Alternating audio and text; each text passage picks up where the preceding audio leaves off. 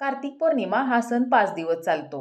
देवउठणी एकादशीपासून सुरू होतो ते कार्तिक पौर्णिमा म्हणजेच त्रिपुरारी पौर्णिमा या दिवशी हा दिवस संपतो. या दिवसाचा लाभ घेण्यासाठी आपल्याला शास्त्रामध्ये काही उपाय देखील सांगण्यात आलेले आहेत आणि जे केल्यामुळे आपल्याला आपल्या आरोग्यामध्ये, धनामध्ये आणि मान-सन्मान यामध्ये वृद्धी होते. हे जे 5 दिवस आहेत तर ते 5 दिवस खूप शुभ मानले जातात आणि या 5 दिवसांमध्ये आपण जे काही उपाय करू तर ते आपल्यासाठी खूप फायदेशीर ठरतात. कार्तिक पौर्णिमेला आपण त्रिपुरारी पौर्णिमा किंवा त्रिपुरी पौर्णिमा असं आपण म्हणतो आणि या दिवशी आपण मोठा उत्सव साजरा करतो. या दिवसाला आपण देवदिवाळी देखील म्हणतो. शास्त्रानुसार या दिवशी भगवान विष्णू यांनी मत्स्य अवतार घेतला होता. वर्षभराच्या एकूण 12 पौर्णिमा येतात आणि त्या प्रत्येक पौर्णिमेतील सगळ्यात जास्त महत्त्वाची कोणती पौर्णिमा तर ती कार्तिक पौर्णिमा म्हणजेच त्रिपुरारी पौर्णिमा. त्रिपुरारी पौर्णिमा ही महादेवांशी संबंधित आहे. त्रिपुरी पौर्णिमेच्या दिवशी भगवान शिवशंकर यांनी त्रिपुरासूर या राक्षसाचा वध केला होता. त्यामुळे आपण या पौर्णिमेला त्रिपुरारी पौर्णिमा असं म्हणतो आणि या आनंदात देवांनी दिवाळी साजरी केली होती अशा आपल्या पुराणामध्ये नोंद केलेली आहे. या दिवशी भक्तिभावाने देवतांची उपासना केल्यास आपल्याला श्रीहरी विष्णू आणि देवी लक्ष्मीचे आशीर्वाद प्राप्त होतात. देवतांच्या आशीर्वादामुळे आपल्या मनोकामना पूर्ण होतात. नमस्कार, माझी माईमध्ये मी तुम्हा सगळ्यांचे स्वागत करते.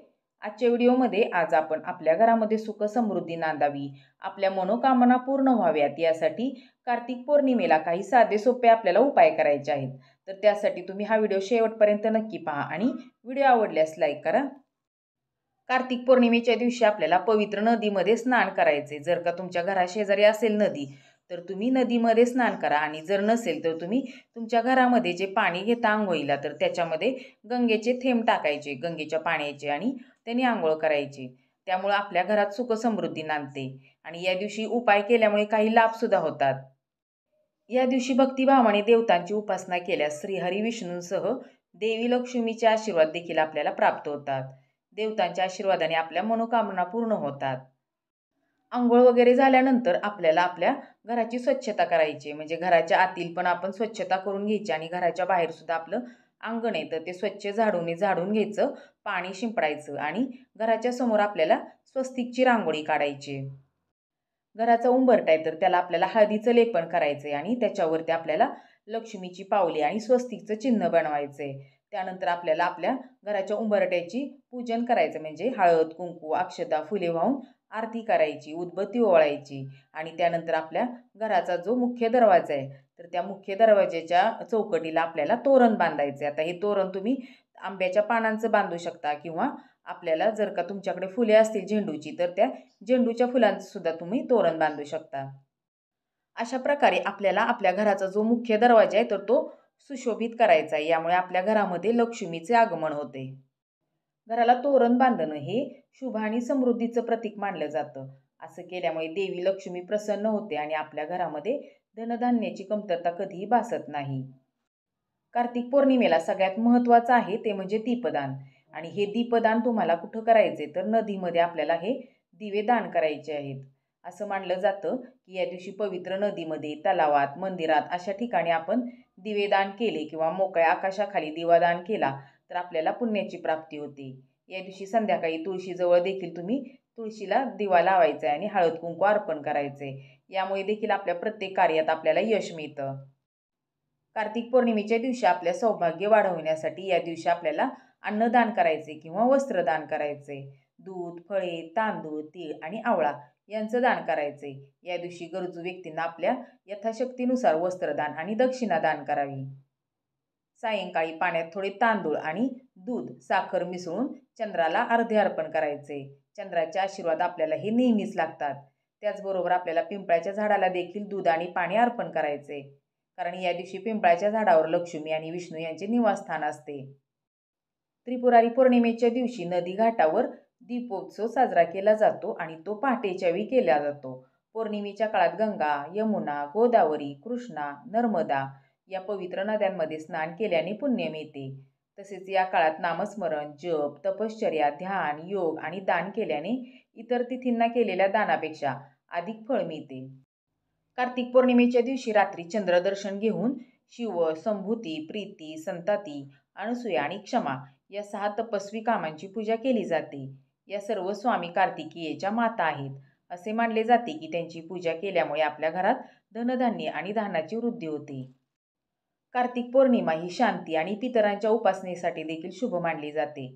याच कारणामुळे पांडवांनी या दिवशी महाभारत युद्धात मारल्या गेलेल्या योद्ध्यांच्या आत्म्याच्या शांतीसाठी पूजन केले होते. त्यामुळे आजच्या दिवशी पितरांसाठी नैवेद्य आणि त्यांचे स्मरण करणे शुभ असते. कार्तिक पौर्णिमेच्या दिवशी सत्यनारायणाची पूजा करणे देखील अत्यंत शुभ आणि फलदायी मानले जाते. जर का तुम्हाला हे करणं शक्य नाही झालं तर या दिवशी तुम्ही भगवान विष्णूंच्या प्रतिमेसमोर तुपाचा दिवा लावून पूजा करावी. कार्तिक पौर्णिमेच्या दिवशी उपवास ठेवला जातो. असं केल्यामुळे सूर्यलोकाची प्राप्ती होते असं म्हणलं जातं. या दिवशी भाविक दिवसभर उपवास करतात आणि रात्री जागरण करतात. यामुळे आपल्या मनोकामना पूर्ण होतात. या दिवशी भगवान सत्यनारायणची कथा ऐकण्याची परंपरा आहे. कार्तिक पौर्णिमेच्या दिवशी असं म्हणलं जातं की सर्व देवी देवता काशी या ठिकाणी गंगा स्नान करण्यासाठी येतात. त्यामुळे या दिवशी गंगा स्नान केल्यावर आपल्याला विशेष फळाची प्राप्ती होते. कारण या दिवशी आकाशातून अमृत वर्षाव होतो असं म्हणलं जातं. या अमृताला मिळवण्यासाठी लाखो भाविक या दिवशी गंगा स्नान करण्यासाठी प्रत्येक ठिकाणाहून येत असतात. कार्तिक पौर्णिमेच्या दिवशी तुम्ही चंद्राची देखील पूजा करा. चंद्राला तुम्ही खडीसाखर आणि खिरीचा नैवेद्य दाखवा. कार्तिक पौर्णिमेच्या दिवशी तुम्ही गोमातेला देखील दान करा. कारण गोमातेच्या पोटामध्ये 33 कोटी देव असतात असं आपल्याकडं मानलं जातं. त्यामुळे या दिवशी तुम्ही गोमातेला दान केल्यामुळे आपल्याला अनंत फळाची प्राप्ती होते. देवउठणी एकादशीपासून ते कार्तिक पौर्णिमेपर्यंत तुम्ही तुळशी मातेजवळ दररोज तुम्ही तुपाचा दिवा, गाईच्या तुपाचा दिवा लावा आणि तुळशी मातेची जी माती असते तर त्या मातीचा टिळा लावा. शक्यतो तुम्ही हे दररोज करा. याची सवयच लावून घ्या. कारण यामुळे आपल्या घरामध्ये सुख समृद्धी येते आणि रोगांपासून आपली मुक्ती होते. कार्तिक पौर्णिमेच्या दिवशी तुळशी माता ही वैकुंठधाममध्ये पोचली होती. त्यामुळे आपल्याला भगवान विष्णूंचा आशीर्वाद देखील प्राप्त होतो. देवप्रबोधिनी एकादशी म्हणजेच कार्तिक एकादशी ते कार्तिक पौर्णिमेपर्यंत तुम्ही रोज विष्णू सहस्त्रनाम आणि लक्ष्मी स्तोत्राचे वाचन केले पाहिजे आणि संध्याकाळच्या वेळी दिव्याचे दान केले पाहिजे. असं केल्यामुळे आर्थिक बाबतीत आपल्याला जो सततचा होणारा त्रास आहे तर तो त्रास दूर होतो आणि आपला सन्मान देखील वाढतो. जर का तुम्हाला ते वाचता येत नसतील तर ते तुम्ही ऐकू शकता. त्यामुळे तुम्हाला लक्ष्मीसोबतच नारायणाचा देखील आशीर्वाद प्राप्त होईल. देवउठणी एकादशी ते कार्तिक पौर्णिमा हे जे 5 दिवस आहेत तर त्या 5 दिवसामध्ये तुम्हाला उगवत्या सूर्याला पाण्याचे अर्धे द्यायचे आणि त्यासाठी आपल्याला काय करायचं आहे तर पाणी घ्यायचं आहे आणि पाण्यामध्ये शेंदूर मिसळायचं आहे आणि त्यामुळे आपल्याला याचा अधिक फायदा होतो. या पाण्याचं आपल्याला काय करायचं आहे तर दररोज सूर्याला जल अर्पण करायचं आहे. यामुळे आपल्या सौभाग्यामध्ये वृद्धी होते आणि बुद्धिमत्ता, मान, सन्मान देखील वाढतो. तसेच कुंडलीत सूर्याची जी स्थिती असते तर ती स्थिती देखील आपली मजबूत होते. सूर्य हा आत्मा, पिता, सरकारी नोकरी, उच्च पद इत्यादीचा कारक ग्रह आहे. त्याचबरोबर तुमच्या आजूबाजूला जर का नदी असेल किंवा तलाव असेल तर त्या ठिकाणी तुम्हाला कार्तिक एकादशीपासून कार्तिक पौर्णिमेपर्यंत दररोज तुम्हाला त्या ठिकाणी एक दिवा लावायचा आहे. नदी तलावात दिवा लावल्यामुळे अकाली मृत्यूचे भय राहत नाही आणि त्यासोबतच आपल्याला पितरांचा देखील आशीर्वाद मिळतो. त्याचबरोबर शनी, यम, राहू, केतू इत्यादींचे जे वाईट प्रभाव असतात तर ते देखील दूर करण्यासाठी हा दिवा दान करणे फायदेशीर ठरते. कार्तिक पौर्णिमेच्या दिवशी तुम्हाला जर का वाटत असेल धनलाभ व्हावा तर या दिवशी तुम्ही काय करायचे तर कार्तिक पौर्णिमेच्या दिवशी भगवान शंकरांसह माता पार्वती आणि कार्तिकेय आणि गणपती यांची मनोभावे पूजा करा. हा दिवस कार्तिकेयचा जन्मदिवस मानला जातो. त्यामुळे तुम्हाला या दिवशी या सगळ्यांची म्हणजे महादेवांच्या कुटुंबियांची तुम्हाला पूजा करायची. यामुळे तुमच्या घरामध्ये सुख, शांती आणि समृद्धी नांदण्यास मदत होते. कार्तिक पौर्णिमेच्या दिवशी तुम्ही गरीब व्यक्तींना जे वस्त्रदान करणार आहात तर ते वस्त्रदान तुम्ही पांढऱ्या रंगाचे करायचे आहे आणि त्याचबरोबर तुम्हाला त्या वस्त्रासहित दूध, मिठाई आणि तांदूळ यांचे देखील दान करायचे. त्यामुळे तुमच्यावरती लक्ष्मी माता प्रसन्न होईल. त्याचबरोबर तुम्हाला कार्तिक पौर्णिमेच्या दिवशी पिंपळाच्या झाडाची देखील पूजा करायची आहे आणि पिंपळाच्या झाडाजवळ सुद्धा तुम्हाला एक दिवा दान करायचा आहे. असं म्हटलं जातं की पिंपळाच्या झाडावरती सर्व देवी देवतांचा वास असतो. त्यामुळे तुम्हाला लक्ष्मी माता आणि विष्णुदेव यांचे देखील आशीर्वाद प्राप्त होतील. त्याचबरोबर तुम्ही कार्तिक पौर्णिमेच्या दिवशी चुकूनही या चुका करू नका. चंद्रदेवांचा आशीर्वाद प्राप्त करण्यासाठी कार्तिक पौर्णिमेला तुम्ही ब्रह्मचर्याचे पालन करा. शक्य असल्यास जमिनीवर झोपा. कार्तिक पौर्णिमेच्या दिवशी तुम्ही मांस, मद्य, अंडे, कांदा, लसूण या प्रकारचे तामसिक अन्नाचे सेवन करू नका. या दिवशी घरात कोणत्याही प्रकारचे भांडण होऊन देऊ नका. कार्तिक पौर्णिमेच्या दिवशी गरीब, असहाय्य, वृद्ध आणि कोणाचाही अपमान करू नका. त्यांना कोणत्याही प्रकारचे कठोर शब्द वापरू नका.